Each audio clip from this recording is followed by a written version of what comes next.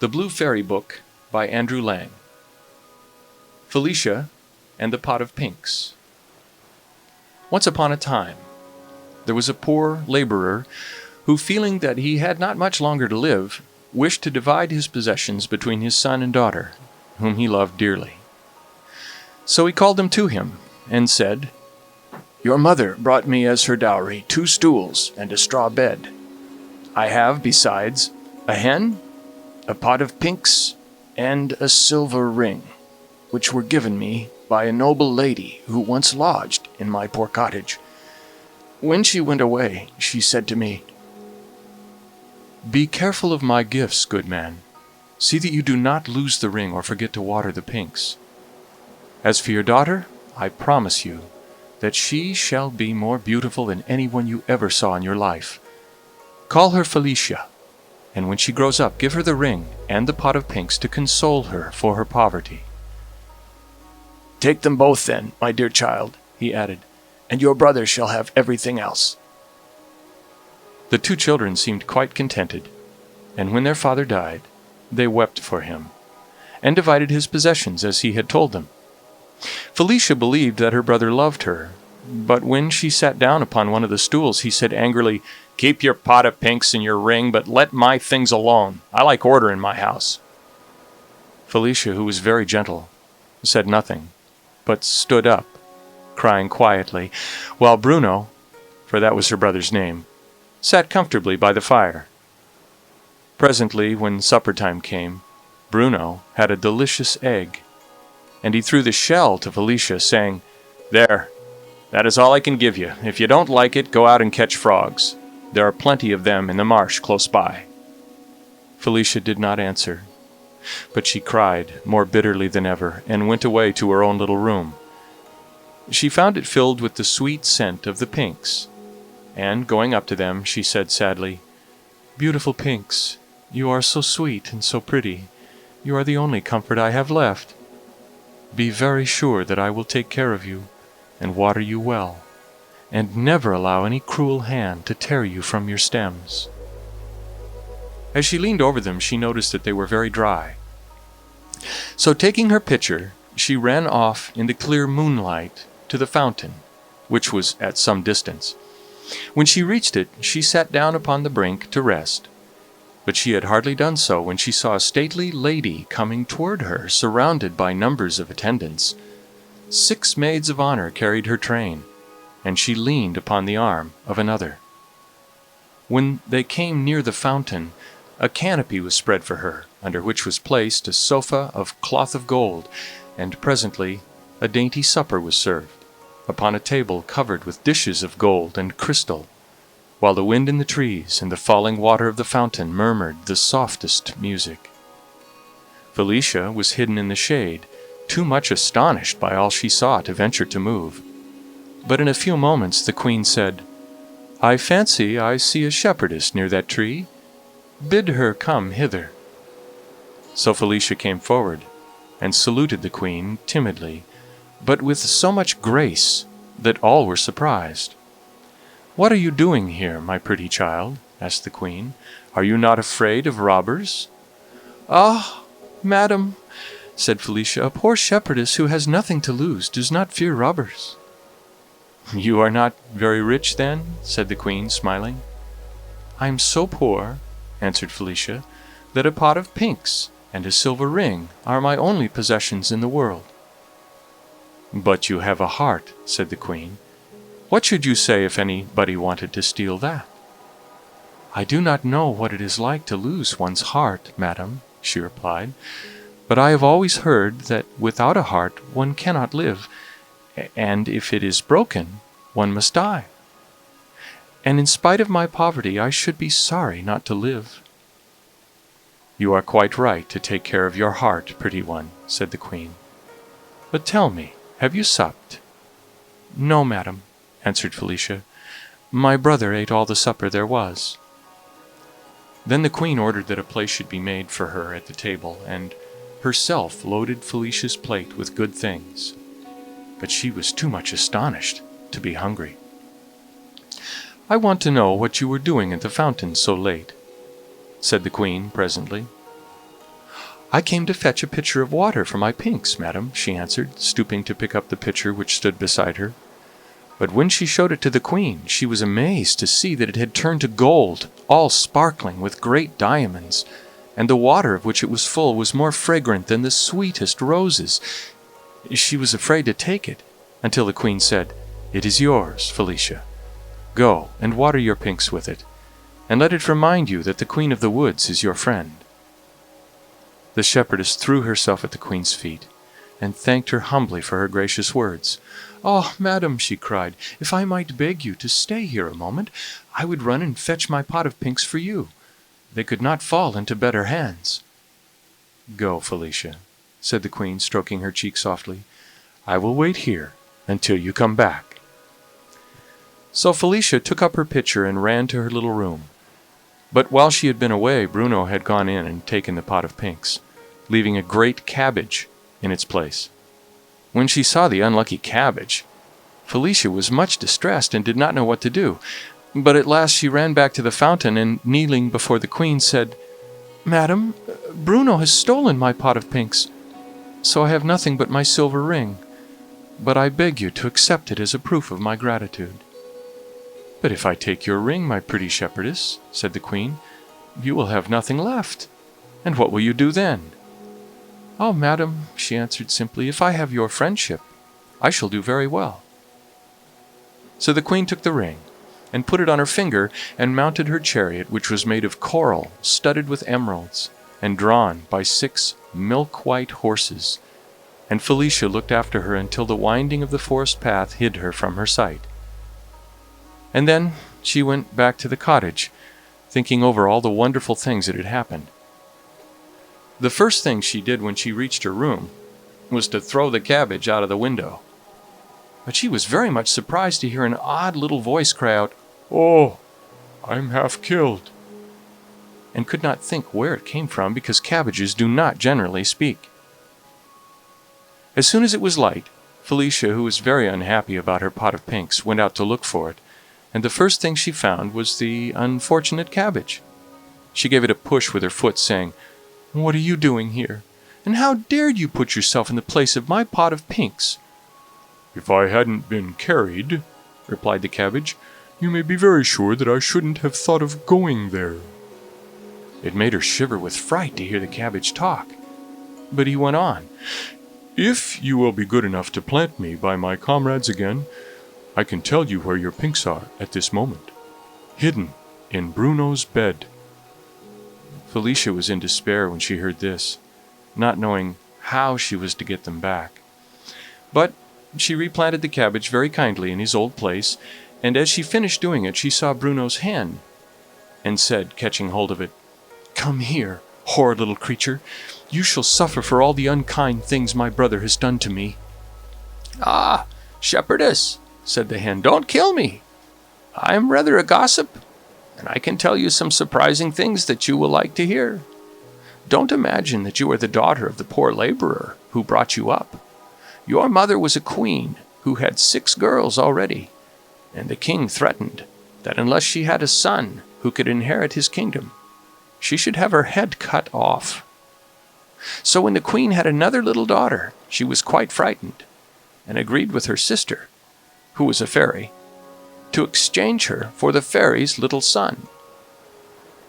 Now the queen had been shut up in a great tower by the king's orders, and when a great many days went by and still she heard nothing from the fairy, she made her escape from the window by means of a rope ladder, taking her little baby with her. After wandering about until she was half dead with cold and fatigue, she reached this cottage. I was the laborer's wife, and was a good nurse, and the queen gave you into my charge and told me all her misfortunes, and then died before she had time to say what was to become of you. As I never in all my life could keep a secret, I could not help telling this strange tale to my neighbors, and one day a beautiful lady came here, and I told it to her also. When I had finished, she touched me with a wand she held in her hand, and instantly I became a hen, and there was an end of my talking. I was very sad, and my husband, who was out when it happened, never knew what had become of me. after seeking me everywhere, he believed that I must have been drowned or eaten up by wild beasts in the forest. That same lady came here once more, and commanded that you should be called Felicia, and left the ring and the pot of pinks to be given to you. And while she was in the house, 25 of the king's guards came to search for you, doubtless meaning to kill you. But she muttered a few words, and immediately they all turned into cabbages. It was one of them whom you threw out of your window yesterday. I don't know how it was that he could speak. I have never heard either of them say a word before, nor have I been able to do it myself until now." The princess was greatly astonished at the hen's story, and said kindly, "I am truly sorry for you, my poor nurse, and wish it was in my power to restore you to your real form, but we must not despair. It seems to me, after what you have told me, that something must be going to happen soon. Just now, however, I must go and look for my pinks, which I love better than anything in the world." Bruno had gone out into the forest, never thinking that Felicia would search in his room for the pinks, and she was delighted by his unexpected absence and thought to get them back without further trouble. But as soon as she entered the room, she saw a terrible army of rats, who were guarding the straw bed, and when she attempted to approach it, they sprang at her, biting and scratching furiously. Quite terrified, she drew back, crying out, "Oh, my dear pinks, how can you stay here in such bad company?" Then she suddenly bethought herself of the pitcher of water, and hoping that it might have some magic power, she ran to fetch it, and sprinkled a few drops over the fierce-looking swarm of rats. In a moment, not a tail or a whisker was to be seen. Each one of them had made for his hole as fast as his legs could carry him, so that the princess could safely take her pot of pinks. She found them nearly dying for want of water, and hastily poured all that was left in the pitcher upon them. As she bent over them, enjoying their delicious scent, a soft voice that seemed to rustle among the leaves said, "Lovely Felicia, the day has come at last when I may have the happiness of telling you how even the flowers love you and rejoice in your beauty." The princess, quite overcome by the strangeness of hearing a cabbage, a hen, and a pink speak, and by the terrible sight of an army of rats, suddenly became very pale and fainted away. At this moment in came Bruno. Working hard in the heat had not improved his temper, and when he saw that Felicia had succeeded in finding her pinks, he was so angry that he dragged her out into the garden and shut the door upon her. The fresh air soon made her open her pretty eyes, and there before her stood the Queen of the Woods, looking charming as ever. "You have a bad brother," she said. "I saw he turned you out. Shall I punish him for it?" "Oh, no, madam," she said. "I'm not angry with him." "But supposing he was not your brother after all, what would you say then?" asked the Queen. "Oh, but I think he must be," said Felicia. "What?" said the Queen. "Have you not heard that you are a princess?" "I was told so a little while ago, madam, but how could I believe it without a single proof?" "Oh, dear child," said the Queen, "the way you speak assures me that in spite of your humble upbringing, you are indeed a real princess, and I can save you from being treated in such a way again." She was interrupted at this moment by the arrival of a very handsome young man. He wore a coat of green velvet fastened with emerald clasps, and had a crown of pinks on his head. He knelt upon one knee and kissed the Queen's hand.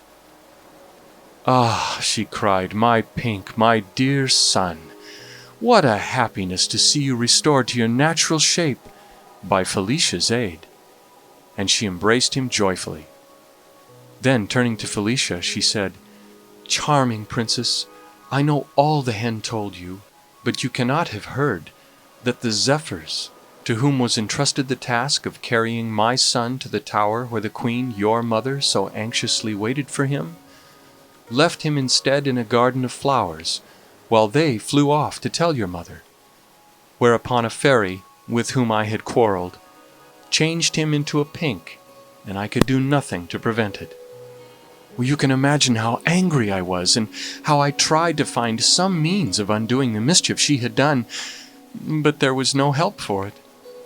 I could only bring Prince Pink to the place where you were being brought up, hoping that when you grew up he might love you, and by your care be restored to his natural form. And you see, everything has come right, as I hoped it would. Your giving me the silver ring was the sign that the power of the charm was nearly over, and my enemy's last chance was to frighten you with her army of rats. That she did not succeed in doing. So now, my dear Felicia, if you will be married to my son, with this silver ring your future happiness is certain. Do you think him handsome and amiable enough to be willing to marry him?" "Madam," replied Felicia, blushing, "you overwhelm me with your kindness. I know that you are my mother's sister, and that by your art you turned the soldiers who were sent to kill me into cabbages, and my nurse into a hen, and that you do me only too much honor in proposing that I shall marry your son. How can I explain to you the cause of my hesitation? I feel, for the first time in my life, how happy it would make me to be beloved. Can you indeed give me the prince's heart?" "It is yours already, lovely princess," he cried, taking her hand in his.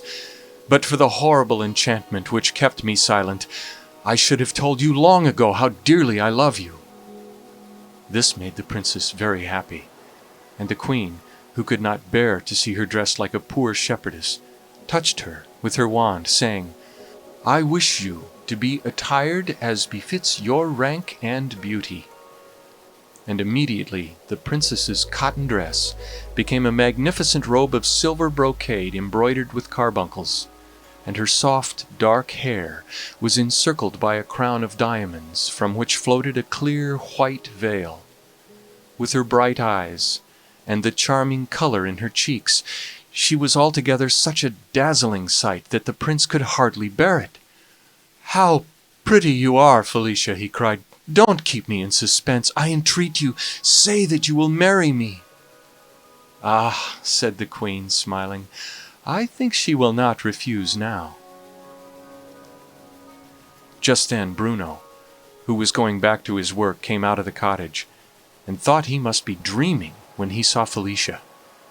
But she called him very kindly, and begged the queen to take pity on him. "What!" she said, "when he was so unkind to you?" "Oh, madam," said the princess, "I am so happy that I should like everybody else to be happy too." The queen kissed her and said, "Well, to please you, let me see what I can do for this cross Bruno."